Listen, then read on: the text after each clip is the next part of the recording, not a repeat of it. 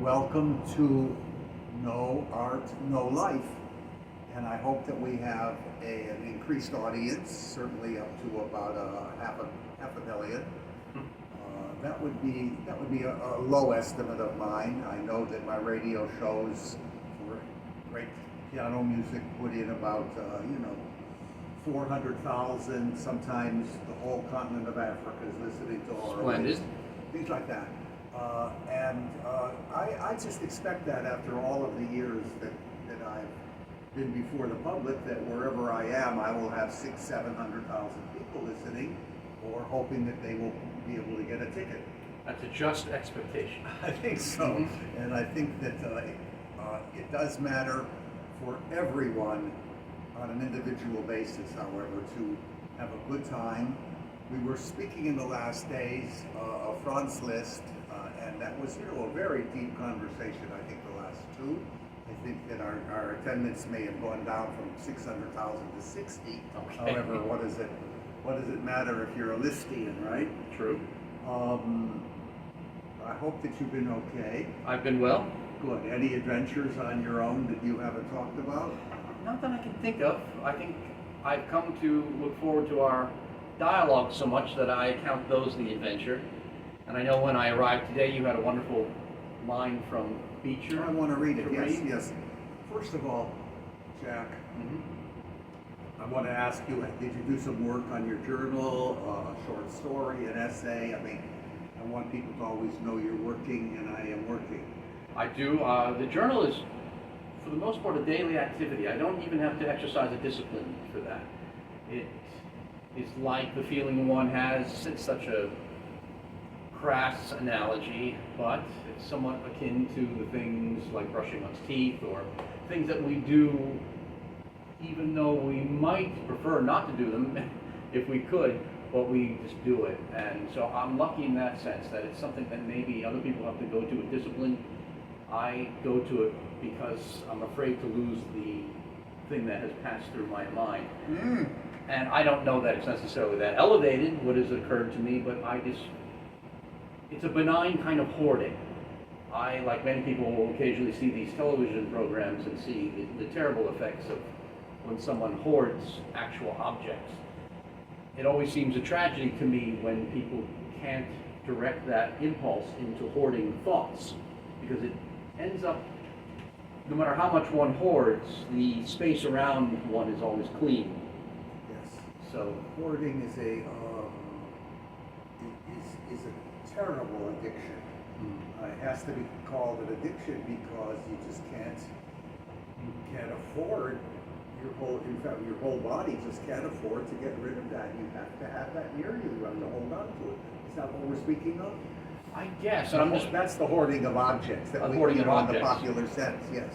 I suppose, for me, the journal, as I then use it as a tool later on for writing essays, I just know that though people think I have a fair amount of work, a body of work, that I could still revert to the same dread that I had in junior high or high school if suddenly I was faced with an assigned task in writing and told I had to have it done in a given amount of days. I would have that same terrible, almost physical pall that would come over me and hold my brow in my hand and wish to do anything but that.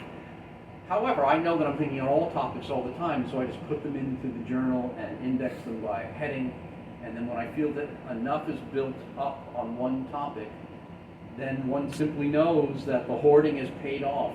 And of course, I've just stolen this method from Emerson, who called his journal his savings bank, and he would also index things by title. Are the Emerson journals published in one?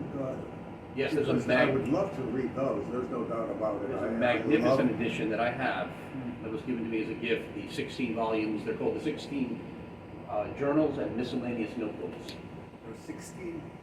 16 volumes. 16? But they're 16. And what makes it such a large publication, too, is they're gloriously annotated. Every little tiny detail is editorially explored and given a footnote. So it's a little bit of an arduous task to follow all the notes, but I must say in that case I enjoy the footnotes.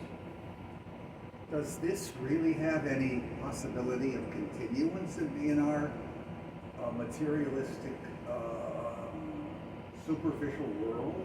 Well, one thing that I always notice with regret is that so many people will talk about journaling as a present practice, but I think what they mean is a therapeutic use of it, which is incredibly different than I think journaling used as a confirmation of the cosmos as benign, and that everything that one is taking in is to be subjected to the kiln, the engine, the oven of metaphor.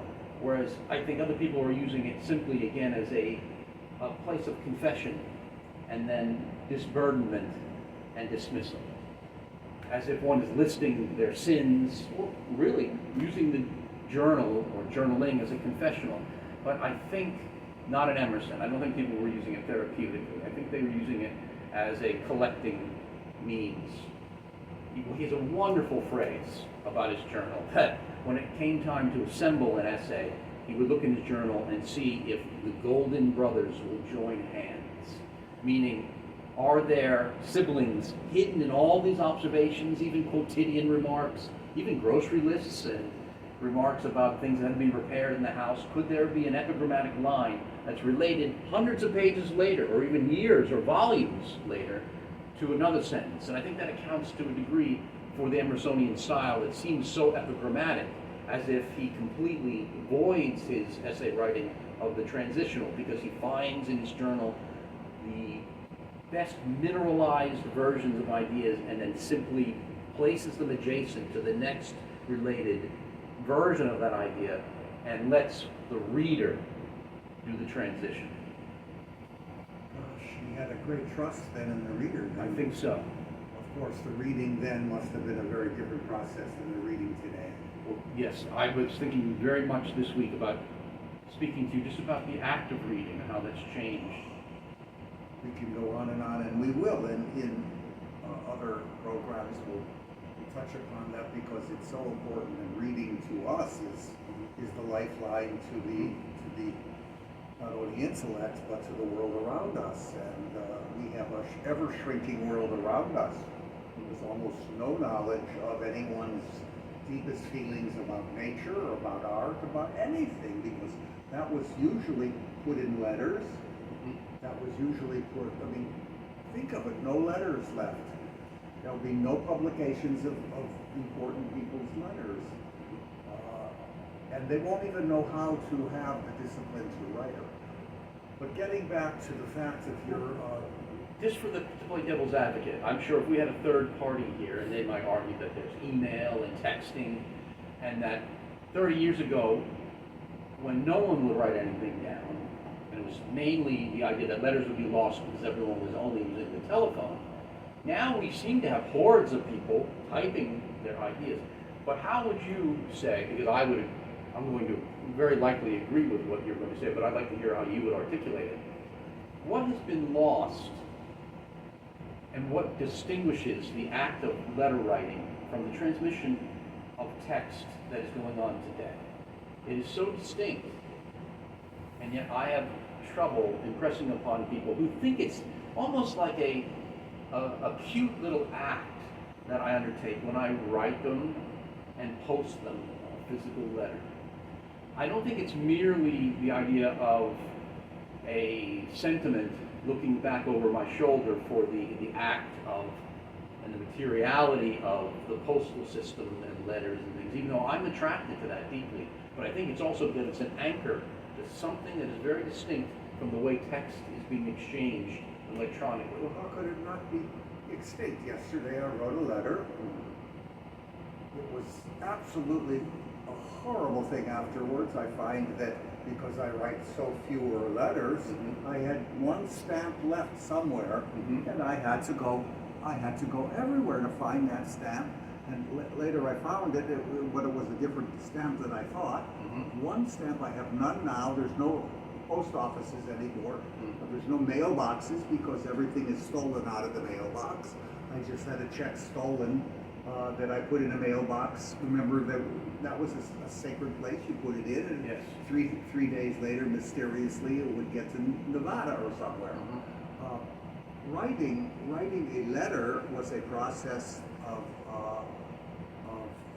dedication, of not discipline, but I'm reading yesterday Byron's letters. We're talking about letters, and oh, are they incredible? I must have there are 10 volumes of them, small volumes, and they're every letter is just packed. I've read them 5, 10 times. Each time is a new one. I read something about the inhabitants of Switzerland yesterday, and I just never, I may have gazed over.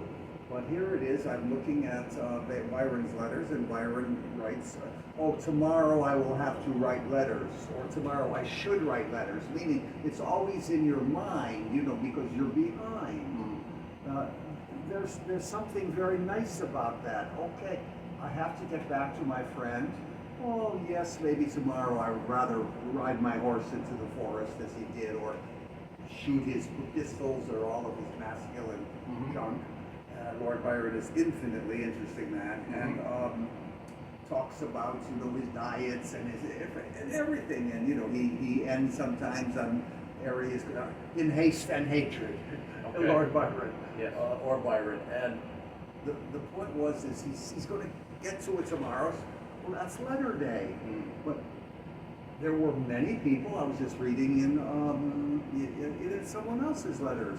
Oh, I have to, write to you. I'm so sorry that it's taken 3 weeks. 3 weeks. Many people will take 3 months now to answer a letter, if they ever do.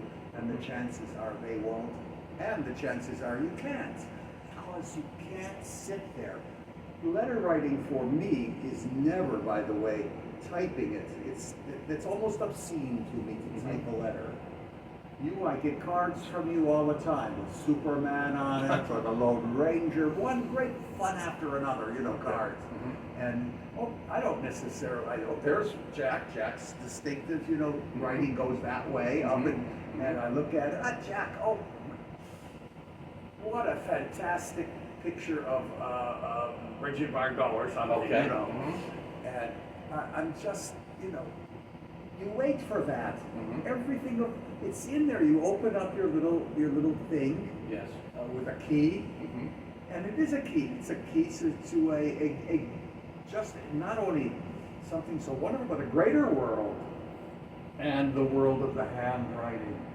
Do you think there's a factor in the idea that when we post a letter, we know that a certain amount of commitment is made to what we have written to such an extent that we cannot editorialize it or amend it because it's in transit, and that we have to be very committed, even if we write in an impromptu fashion, to what we say, because now with texting and the telephone and emails, we can constantly be qualifying what we say, and hence we never commit to a statement.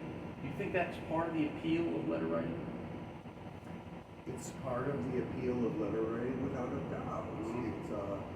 It has a wholeness to it that could never be in a book. When I could do it with 2 hands, gee. I don't do any typing. I use that terrible microphone, and then at the end say sorry for the microphone.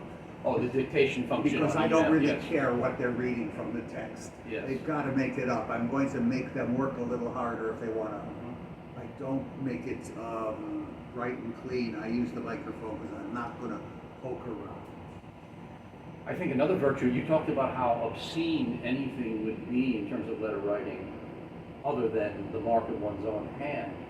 I've learned to be very, very content with cross-outs and sentences that, not that they remain unfinished, but that the reader sees that I've rejected something and sees what I rejected.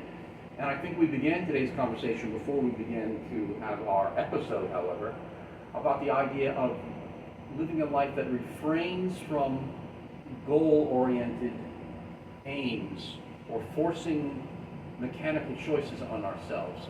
So I often find that when I write letters, that perhaps it's just as much for myself, because I see, and what remains there is just as much what has not been used as what is not crossed out, with the idea that perhaps even what is crossed out remains to be seen as valuable. I know that when one walks along the beach, and if one's too close to the surf, and you look back, of course, your footprints are erased. And that's what I think everyone's doing when they're typing now on a computer. If they don't see what they like right away, they erase that and imagine that they can have a finished, presentable thing that also... Oh, right, you can push that little thing and erase right it. away. So no one's ever showing the marks of the ill-considered or the alternate consideration of refraining from rigid choice, so that the future is, to a degree, eliminated, as if everything is this idealized finishing thing. And I think that's what's dreadful about the electronic communication versus the mark of the hand. Because not only do we see what has not been rejected, but also we are content to let that travel over a number of days, and then be content for the person's time before they answer, and then its transit, contented that maybe those things that were crossed out could be part of the consideration, that we don't hide our alternate thoughts. Does that weigh It's in your absolutely experience? terrific. Yes, everything you're talking about, you just articulated better than I could, because you are really, to me, the great articulator. The process yesterday, let's say, of writing this letter. The letter came from another city. I opened it. Oh, I see handwriting. Almost no handwriting is to be seen anymore. Mm-hmm. Why do I say because I say I prefer to try to read your handwriting or see the curves of it than to see the mechanical words. And so I see this, I see the envelope, I see the type of handwriting. I mean, I know that person from a handwriting as if I know their physiognomy and their face. Mm-hmm. And I want to say that there are some ugly handwritings out there now, because handwriting needs to have an openness as well as a artistic goal. Artistic goal meaning no art, no life. You have no life in your letter if you, number one, put it in a mechanical thing, as so many people would do. I'm not talking about that internet thing. Mm-hmm. What is it called? World Wide Web? Yes. Yes. We're really in a web, that's for sure, a cobweb. Uh-huh. And we are all not honey. We're just stuck in there with an addiction, and we can't get out of it. We will never get out of this mechanical world, because a few people had these inevitable yearnings to trap us. I believe that behind all of this, as Baudelaire once said, all business is satanic. All mechanical machines are satanic. I mean, it doesn't matter how creative they came from. Their result is very dangerous.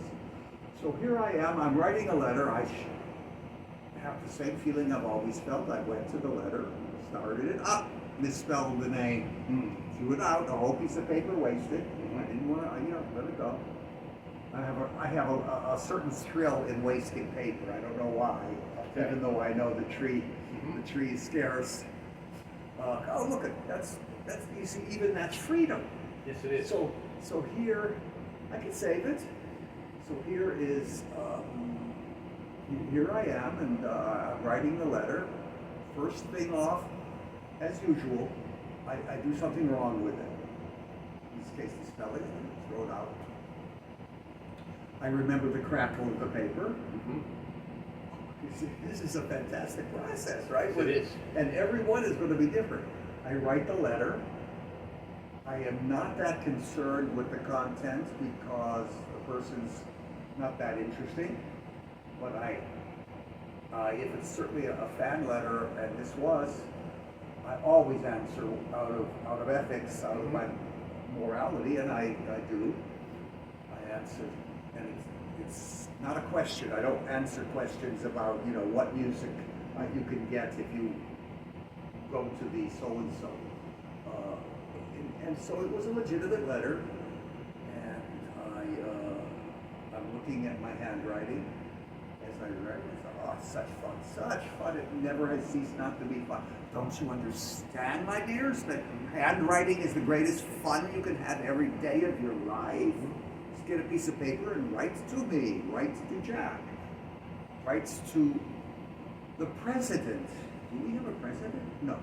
And what can I say? I can say that I look at it, it's done, I reread it. I always have a certain missed eye for folding it. Okay. It's never folded exactly the way I want, but I never study it, and I read the letter again. As I said, it's okay, everything's fine. My signature, now I have to decide. Let me see, does this person know me well enough for me to say David, or would they rather David Duval, you know? Okay. I like to see letters with both names. You know, maybe it was going to be a letter from Franz Liszt or something. So, listed F list, you know. Yes. And then it's over with. Then becomes the horror of the stamp. Finally, I get the stamp, I put it on, I'm going, oh, good. Okay, I look at it. Oh, that looks great. That envelope, there's my address, there's the stamp. I liked where it was. There's the person's name, the city. Oh my God, I hope it's not destroyed in the mailbox. And it made me so sad because 2 checks have been stolen from the same mailbox. 2 important big checks. How sad I am that a human being somehow gets in there and forges it. And the money was terrible, but the work to salvage this and get it back. I couldn't believe this is happening to me. What has happened to our world right there in a little microcosm? We have the whole beautiful world of the mailbox gone. Yes.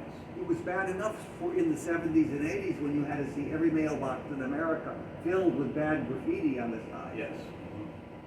Now they have ways or networks to steal it. But can you believe that I've had 2 checks stolen? Now I've had to go through hell to get these back. I've known people who had this trouble with the boxes and won't use them, and only will go into a post office. Oh yeah, but Now, think of the waste of your time. I mean, it takes a long time to get to the post office. Now, it probably goes without saying that when you write letters, you're writing in ink. Yeah. The reason I ask this is not only is a lot happening when people are typing emails, not only do I think that they are avoiding showing what has been rejected and then therefore cutting off into rigid choices the liberality of what the future may hold for their own ideas and for allowing the other person to know that that person was subject to possible alternatives. And then secondly, of course, everyone's getting masked, their identity behind one font. But there's also a fascinating thing. Go on. I could get up. Okay. Go on, keep going. A fascinating thing that I believe that perhaps that you got yourself out of a conversation with Virgil Thompson about the distinction between the American use of pencil versus the old world, at least I think from composers working in ink, in that the idea that came out at a given time of inspiration perhaps was more respected, so that a person could work in a medium that was not easy to erase, because the pencil was almost premonitory of the word processor in the sense that you can write an idea and say, well, I'm not satisfied with that, and then immediately efface it. So do you think that we in America suffer and put that into play much more with what Virgil Thompson was talking about in terms of pencil use? Didn't he even argue that Americans were always writing their music in pencil? And yes, it's all in the New Criterion article called Virgil Thompson at the Chelsea. And I explained this by an excerpt from his autobiography. Yes. Very, very interesting. And, his copyist is not just a copyist, but a very good friend of his that lives on in his life, 60 years, Maurice Grosser, and Maurice Grosser is a real painter. He's not someone that says, I like this color. No, this is a guy that says, this is the natural color that I am going to form from mixing. Okay. This doesn't happen anymore. That's an old-fashioned idea. Nobody does anything in natural color that they are, trying to imitate the exactness of the scene. Anyway, he was able to do that because he was a wonderful technician, not a genius, not highly creative in my opinion, but an excellent painter. But he knew and saw the processes of the pencil and the pen and the oil paint and so forth.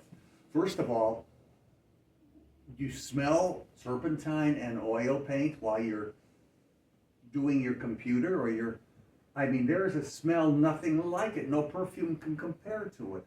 And once again, no art, no life. And we're not putting you down if you're not an avid lover of art. I'm talking about get with it because it can really enhance or make your life far more interesting. Get some turpentine, put it in your room, and keep it and smell it. It's unbelievable. That's what I grew up with. That smell is I can reproduce it in my nose in a minute. Well, then There's absolutely no fun in the mechanical world. no. Now, I have several questions. Do you feel that 19th century, let's say, and pre-19th century composers working in ink would, if they had an idea that they might be inclined to reject if they could easily erase it, but because they're working in ink, remain committed to unconscious utterance simply because ink is more permanent, and that things remain that probably might be thought of as mistakes today, but were integrated into a work where now every little thing is reconsidered. Does the same thing happen to a painter? In other words, do unconscious things come out in a medium that is committed? I mean, one can't erase paint, but now I think people are working on quasi-tablets and computers where the process is imitated, but they can completely erase what they have done and fill in a space as if it was never touched. Surely that's, one, will have different outcomes, and two, what is the broad implication of that? If it would seem to me it would lead to a lack of self-trust. It is. Oh, it is. It's the creative process is if it's anything, it's the self-trust, even going, way down into the murky unconscious. You've got to trust it because it's going to tell you what to do. You can't erase just everything. Throw it away then, or something. I never throw anything out. It's always good because I intend it that way. Because it's comes out. All my work is great. I mean, I love it.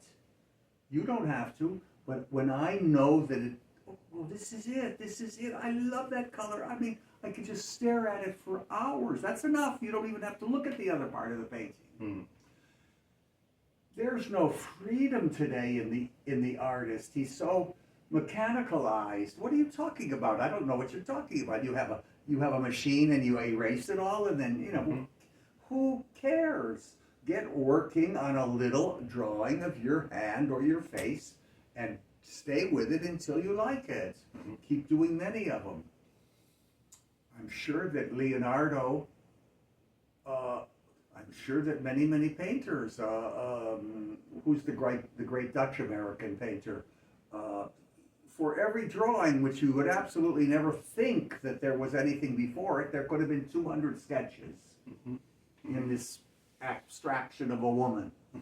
It all depends upon the person's own methods of creation, but they must be pure. They can't be from the mechanicalized world. Well, to go back to the... You must not push anything. Can you imagine? You have to, you push a button and then comes out mauve. Oh, it's a terrible idea, isn't it? Well, you began by asking about my journal, and to a degree its mechanical application to how I when I say mechanical, I don't mean machine, but I mean the technique of how I use it for writing. I've noticed this. If I were to have kept a journal in a computer and only kept the things that I thought were idealized and was constantly erasing first utterances, then this would not happen. I notice that sometimes when I write an essay and then I look for the index heading, let's imagine it's about frogs, and that over the last 5 years, I'm not writing about frogs right now, but just for argument's sake, if I look at all the entries on frogs, and oftentimes I'll notice once I've collected all the entries, that sometimes there will be even sentences that are very close to each other, almost as if the me of this year is paraphrasing or almost quoting without remembering exactly what I said. Yes, that's what you're doing. The Yes. same thing. Yes. Sometimes it'll come so close that the syntax will be almost exactly alike. But what I do notice ultimately is that though I felt compelled to rewrite the entries and not look at the old ones, I will often favor when I go to the essay to use the first utterance that I put down, even if it has cross-outs and things, because that would seem to be most representative of what came out of my unconscious self. I don't think in those terms, but I think for some reason my unconscious self recognizes that which is most myself in the first utterance.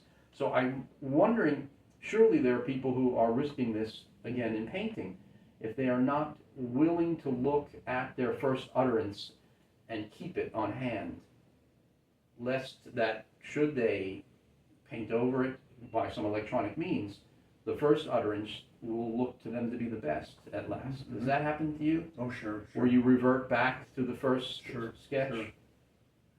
And when you are writing something, this is moving away from what you said because I think you've completed a great thought there. But when you get up in the morning and all of a sudden the magic happens, you know what the magic is?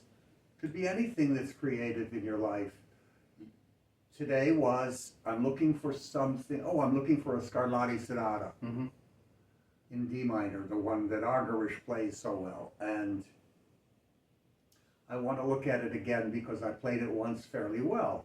Again, going back to the wonderful thing, the inspiration that music can alight in you at any minute. Maybe I had a dream.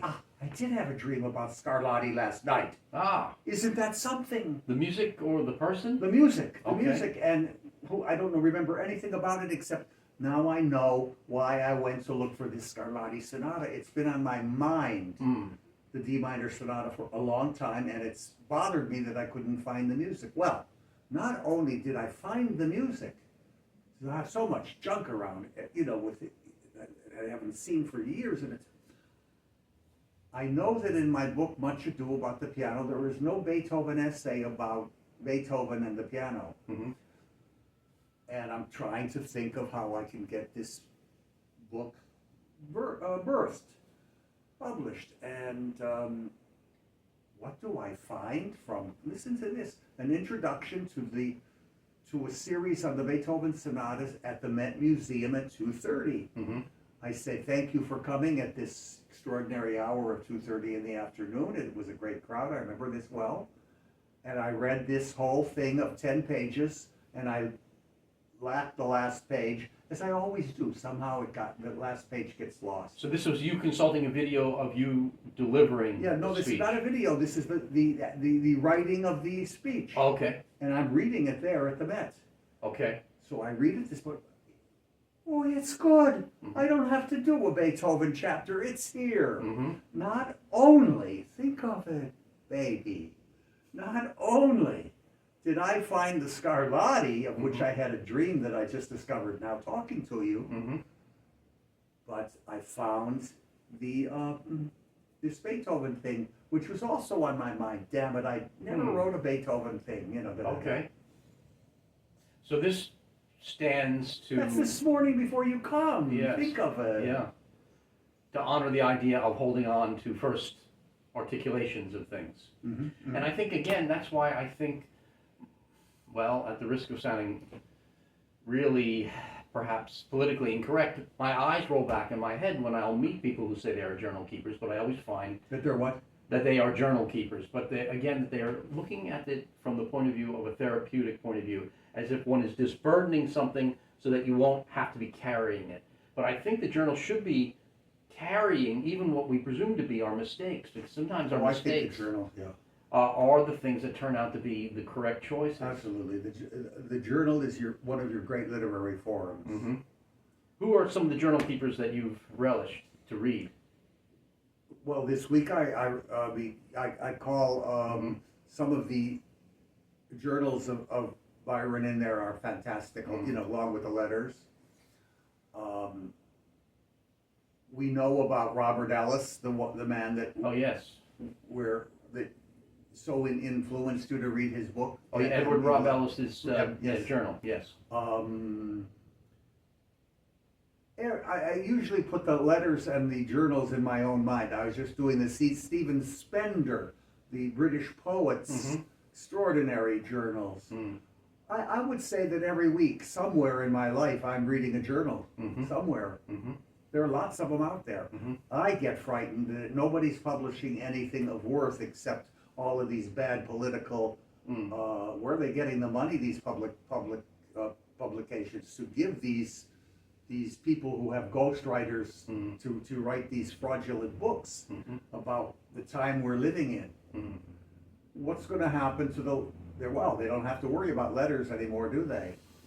We must keep literature in the publication sense very valid by making certain that the editors are really honest and pure people. They have to be something of the artist, if not at least the aspiration of the artist, that they wanted to be great writers themselves or good ones. Have you, in your experience, found editors who embody that? No. No? I never saw a good editor in my life, and I've had some, well-known ones even. No, Anne Friedgood was a good editor of my Menuhin book in America. She took out without on her own responsibility, without telling me something from the preface. Oh. It's unbelievable that what they think they can do. The power they have. I have written a novel and nobody wants to look at it because I'm not a woman. You cannot sell a novel today if you're not a woman, because nobody but women read it, nobody but women buy it, and nobody but women edit it. So I'm through. I didn't know that. I said, oh gee. Do you think that's from marketing, or do you think men have put down the reading of novels? Do they miss?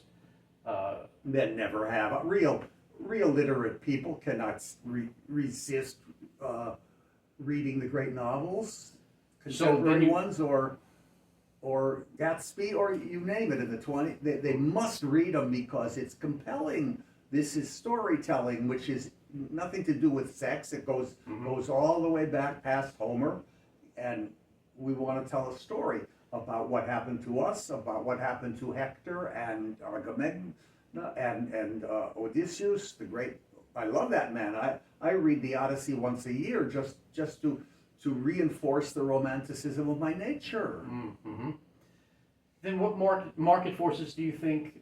It's all market forces. There's nothing but that. In your experience with the novel, for someone to remark to you that if you were to try to publish it, it would be in vain because only women are buying them, because only also women are writing them, as if it's caught in a closed loop. Now, what market force would have caused that? The market force, number one, that yes, there is no doubt that men are very macho today, and the idea of them reading, let's say, if it was published as a love story, or when it's okay to do the movie or make the movie so sentimental it's pathetic, but you're not going to stay at home and read a sentimental novel because that word has tainted it. So the publicity is, women are very sensitive, and they're ready to be part of the great writing cadre that started in America in the 20s or earlier with Catherine Ann Porter, a great storyteller, who decried as early as like 1940 that there was no real education in America, and it was just thrown away.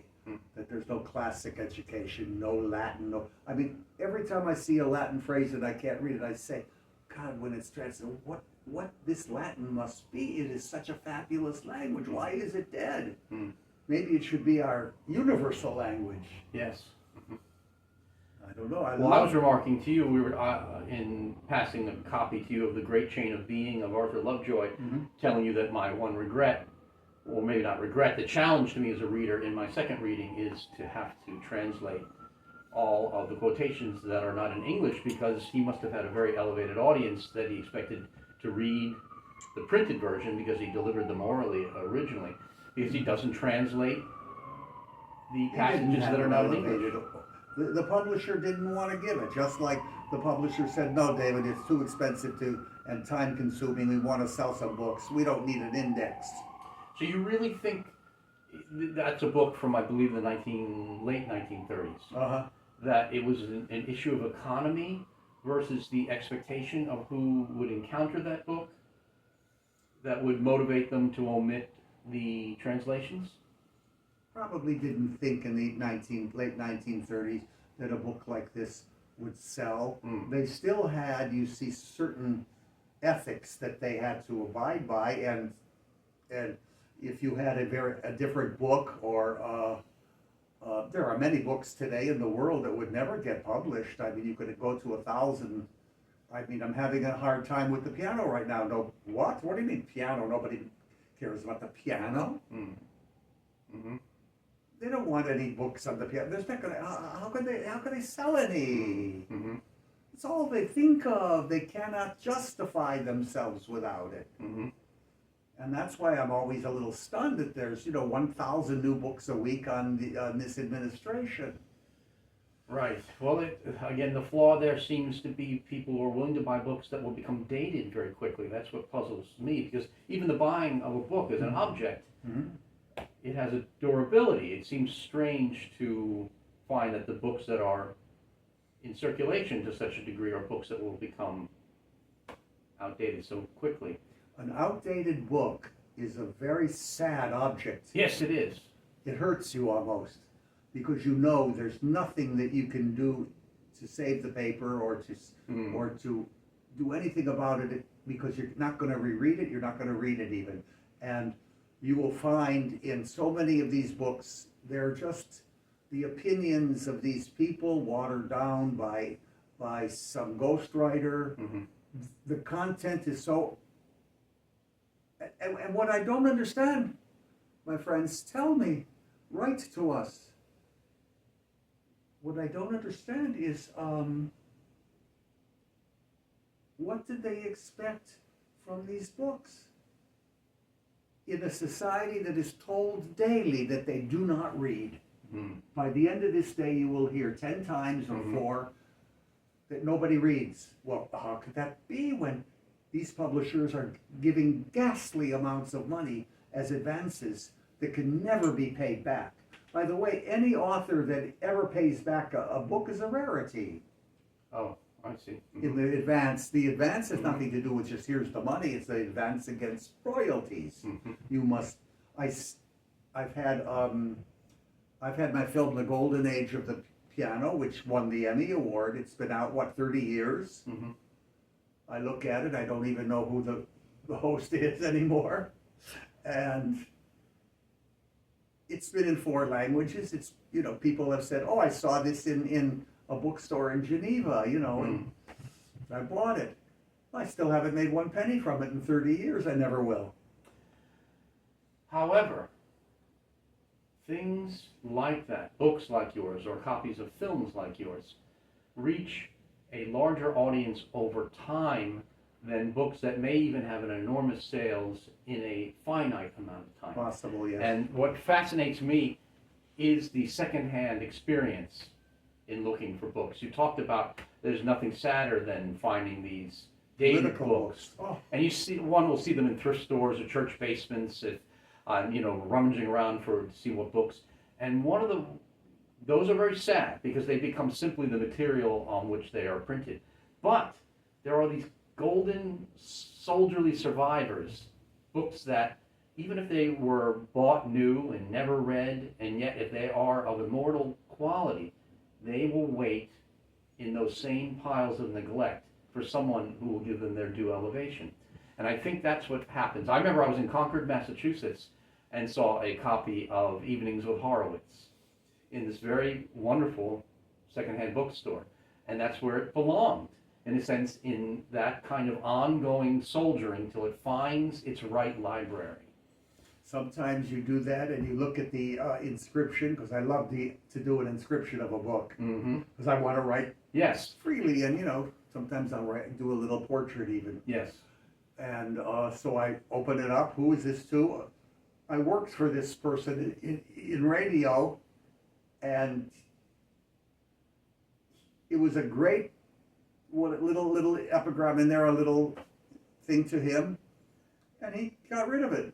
I understand. So you mean you discovered in a secondhand shop? Yeah. An Oh, inscribed God, I copy. love those shops. Yes. Where are they? Were you in New York, many, many years ago when the Fourth Avenue had one after another? I remember them, but not enough to really experience them like I would like to. Now, here's another topic. We were talking about inscribing books, but also authors will dedicate a book, and it's in the print on like one of the flyleaves. Do you ever, as a reader, feel slightly taken aback that the book has been directed as if to one idealized recipient by its author? Does that sound petty of me? That when all of a sudden I'll open a book and I see it's dedicated to someone, I think, well, what about me? I'm the one taking up the book. I might be the idealized reader. Why? What do we make of dedications? That's interesting. That seems to not go by your personality, How I so? don't think you would ever think like that exactly. That's. It's just a thing that flashes through my mind because I've never had that happen to me. I've no. never dedicated. I mean, my books have a circulation of 4 or 5 copies in the universe, each one of them. That being said, I've never had the impulse to dedicate them for fear I will offend the unknown reader. Oh, that's what you're really saying. Yeah. Okay, that's what you're saying. That's a beautiful thought. Okay. You really are a wonderful human. Well, I don't know about that, but I would that is- never think of that right reader. I don't even know that it exists until they tell me. Or recently a Russian pianist said, I'm a pianist today because of your film. I mean, we didn't know. Yeah. Everyone said, oh yeah, the Russian pianist. There are no Russian pianists, sir. We only knew that there were a few recordings by Horowitz or so forth. Not until your film did we ever hear of Cortot or Granger or whatever. Oh, yes. And so I was very, very happy. And then I hear the same thing from, someone in a little province of in Spain or Mexico or South America. And this damn film may have never made me a dime, but it sure has helped a lot of people. Well, sure has. I know that when I used to be an adjunct and I would get assigned the appreciation courses, I showed that film probably to hundreds of Oh, students. that's what real distribution means. That's wonderful. Thank you. So, Yes. you want to talk a little bit about, or how was our time? I think we should perhaps, because we did mention addressing the Beecher, Yeah. and that's how you and I began speaking today before we started to. Yes, we had a long Speak to talk the about audience. that. I mean, I even now regret people missing our little. That's my ego is so big that whatever we say is important. Well, don't believe it, because nothing is important that I say, but everything important Jack says. Oh, Okay, listen to Reflections. This is not from my book, Reflections from the Keyboard. This is Willard Beecher, a student of Adler, who wrote a book called, and maybe it'll help get it back in print, because it seems to be the only copy in New York.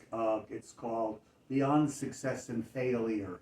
And I happened to go to Beecher for I don't know what you call it, help. It was curiosity at that time in my life, and I was overwhelmed by the guy. We won't talk about him now. I'll just okay. read the little thing called Reflections. Every goal we set, you read it, I think be nice. Sure. My let's voice see. is going. Okay. Where is the passage, David? Every goal we set restricts us.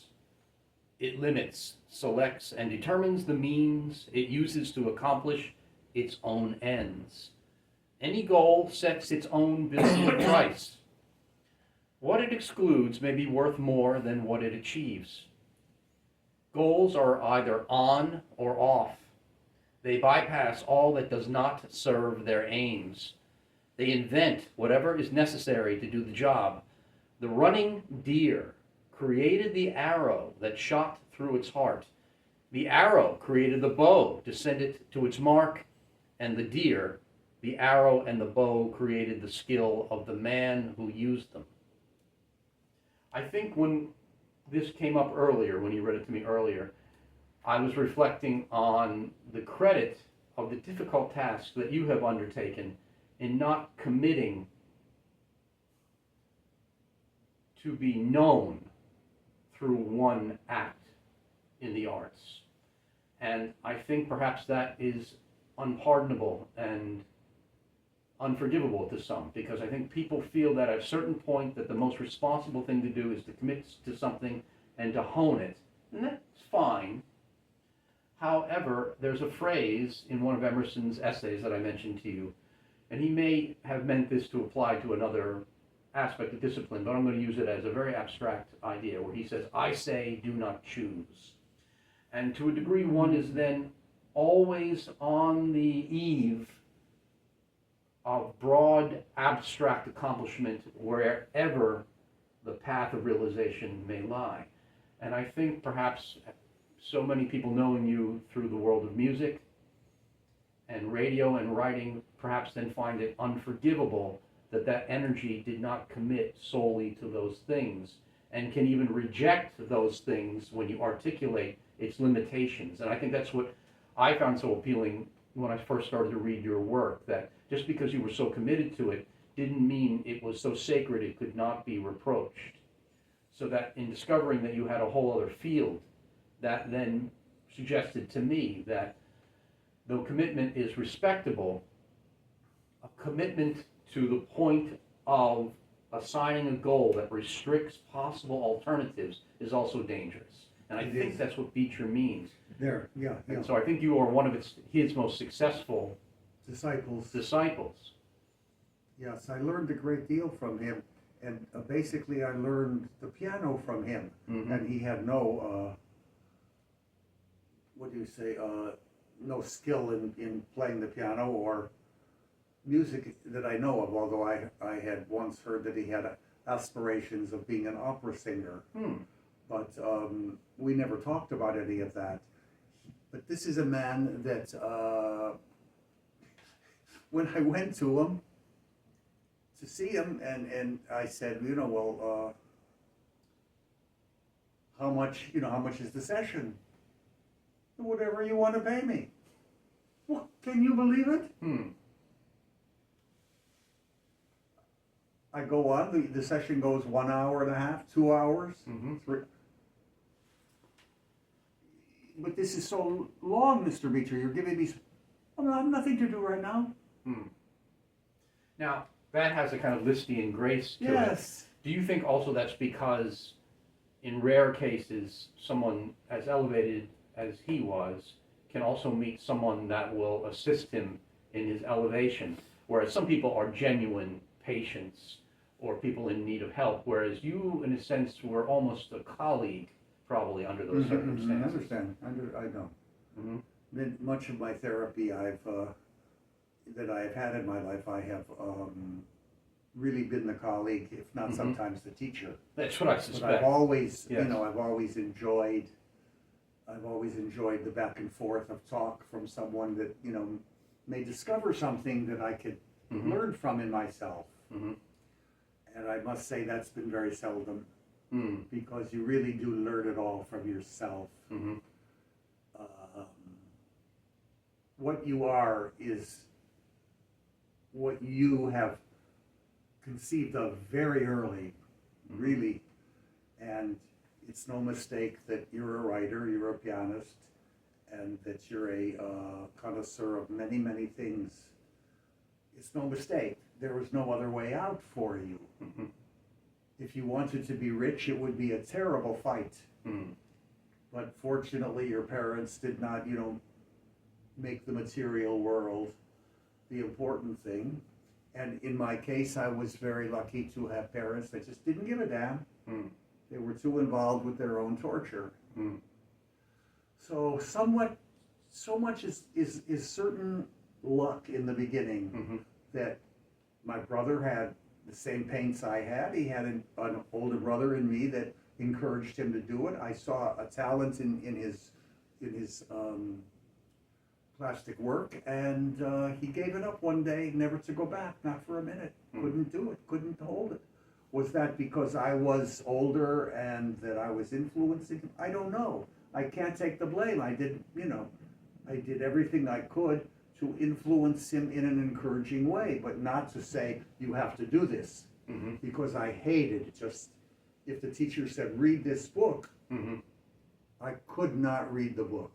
I could not become educated from a school. It was impossible. I must tell you, I never did homework.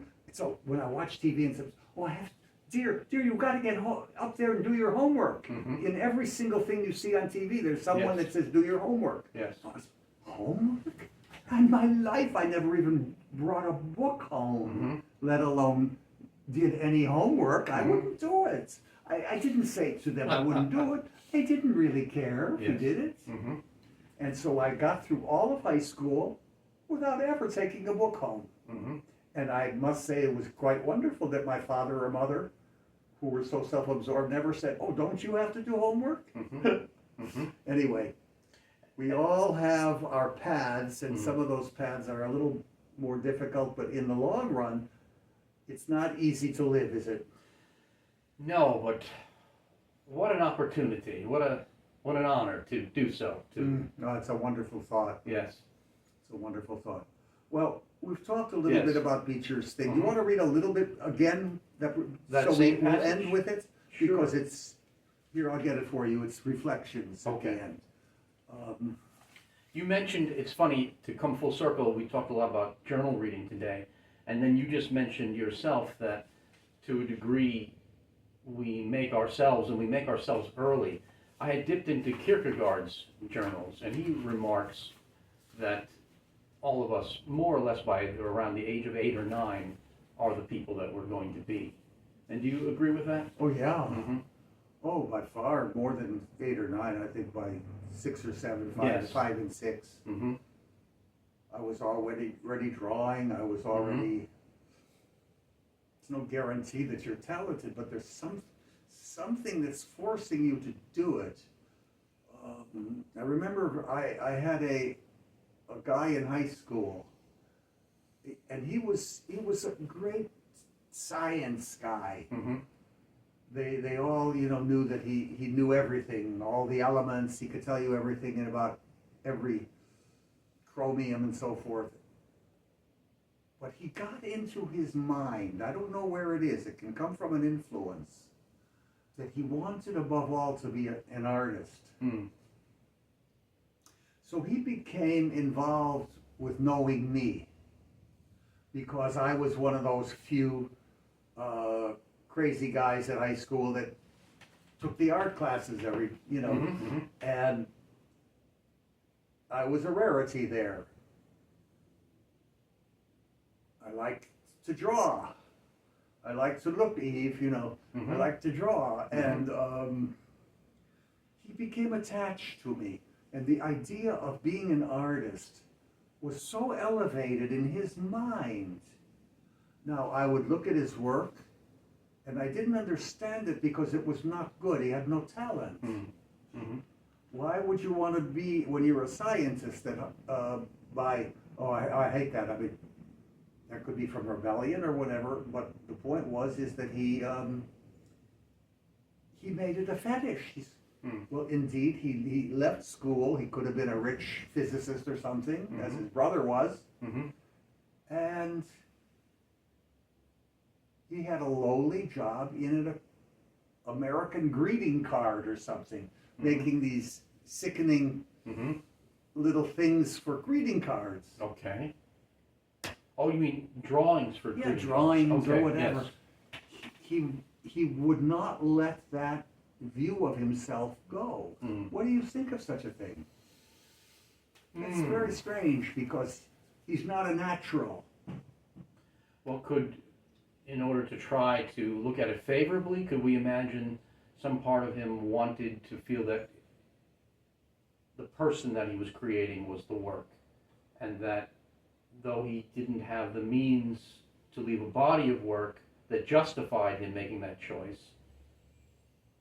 that the person who would continue notwithstanding has some kind of credit doing that thing that they feel most strongly about, even though they are not equipped. I know I've studied this before on our discussions, but I always, and it moved me a lot when I first found it in your Arau interview, that way that interview ends. Because you challenge him with the idea that, there are too many pianists in the world, and what's going to happen with all these people who are misdirected. And you recall his answer that even a small talent is invaluable if there is sincerity. Tremendous line. It moved me because I was already aware that I was a pianist by force.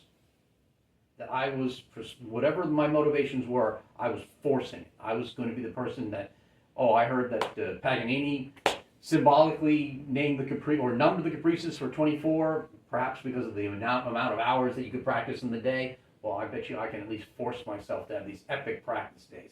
Even though I knew somewhere deep down, though long practice days may be of use, they're most of use to someone who has a natural facility. And I was pushing something that wasn't quite there.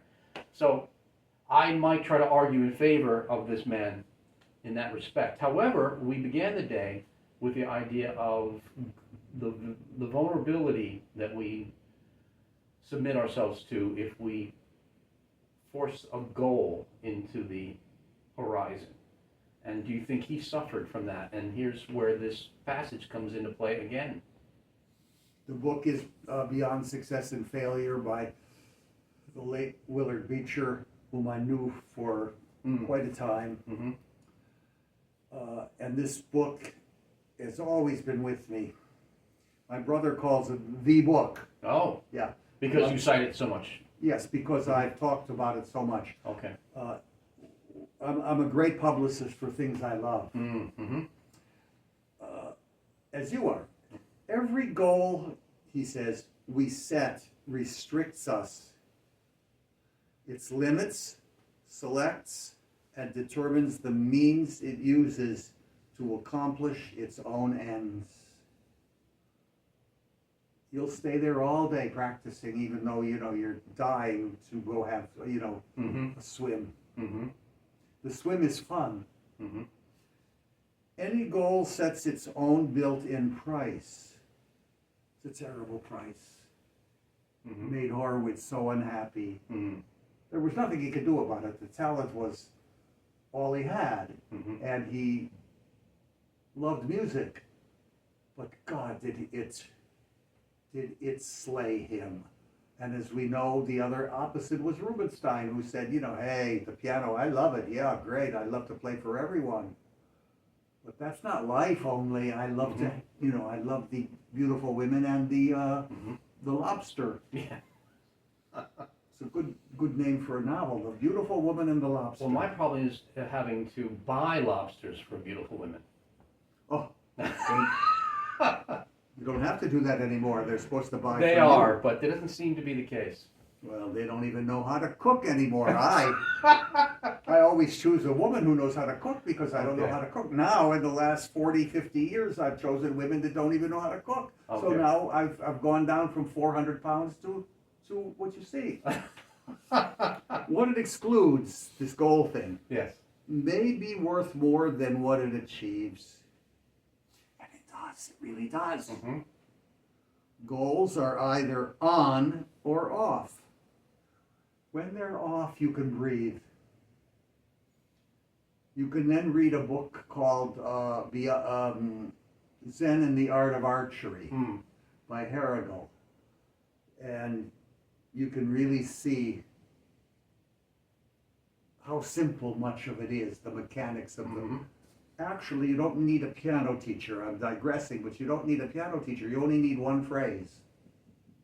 Which is? all piano playing is merely engineering. Mm. Ferruccio Busoni. We'll talk about him many times in the hopefully decades to come. It's funny, in the Jonathan Cott book with Glenn Gould, Gould says a phrase almost exactly like that he's never going to give this idealized piano lesson, but his absolute conviction was that everything you needed to know, he could dictate in 30 seconds if he took it down Yes, of on a course. cassette. And it all had to do, and I think he uses analogies like there are certain kinds of car seats you can't sit in, and there's certain ways you can't push against the door. But if you understood those things, you'd be free of the tactile commitment almost altogether. Yes, Mm-hmm. absolutely. Mm-hmm. Absolutely. What a shame we waste so many hours learning the violin. Think of it. Or And yet, what if you're condemned to the tuba? it's funny, David, we've talked about, there's a book that I really love, Oak, The Frame of Civilization. The name of the author is escaping, I think it's William Bryan Logan, perhaps. And he talks about how civilization rises where bands of oak trees occur naturally in environments, because not only do we use them as artisans and building material, but something about the mind of man needs resistant material. So perhaps we could end today's discussion with a more or less ambivalent stance that perhaps goals are destructive of the ultimate freedom of the unconscious, or at the same time, perhaps we need something that we have to that resists us in order sometimes to realize what's within. Maybe there's no answer. I don't know. I resent my goals, and yet I need them. Yes, and I think to learn to see them properly is very important. And certainly your goals must never be your children's goals. You can't tell a child what to do or be, because it will really backfire. Talking about diaries, last weekend I devoted almost the whole weekend, 3 days, to a constant searching of that big book I once let you borrow, the Hawthorne Diaries. Hawthorne's notebooks, yes. Again, the notebooks, the London, the Italy, and so forth, and talking about the resistance in the oak. I was stunned all the minute. I use the word stunned too much, but I mean, he kept talking over and over again about this, being in Italy, about sculpture. He was obsessed with sculpture and the idea of the human pushing against the marble and making something happen. Well, that's that principle. Yeah. And I was so interested. He was living in an age of just imitative junk sculpture. Everyone was a sculptor. But in Italy, that's for sure. And they were always Americans. I don't know where the American got the image of sculptor. Maybe the great image of Michelangelo was always there, and the idea of going to Italy was always there if you were an artist.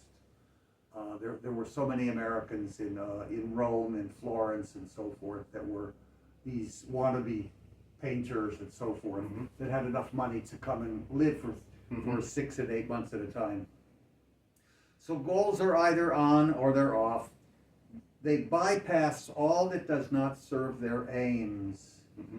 God, I have so many careerists in my world of teaching piano. All they thought about was being on stage, playing the pieces for people. They would do anything. I've got to get a manager. I've got to get a patron. On and on. They invent whatever is necessary to do the job. Now, if we had more time, I would go read a Sitwell letter, Edith, and it's next week we will. We'll begin with that. Because it talks about how the artist's time is wasted by the people who write novels, who bother the poor person to help them get them published. Say that to me one more time. It was too hard to say it in the first place. Okay. However, the letter is from someone that is bothering her I see. Okay. to help him. I understand. Okay. Help him. and it's an exemplary letter. Everyone must return next week, same time, same station. Yes. What's the name of our show? No Art, No Life here on YouTube, and we hope you will like and subscribe and return next week. Thank you, David. Thank you so much.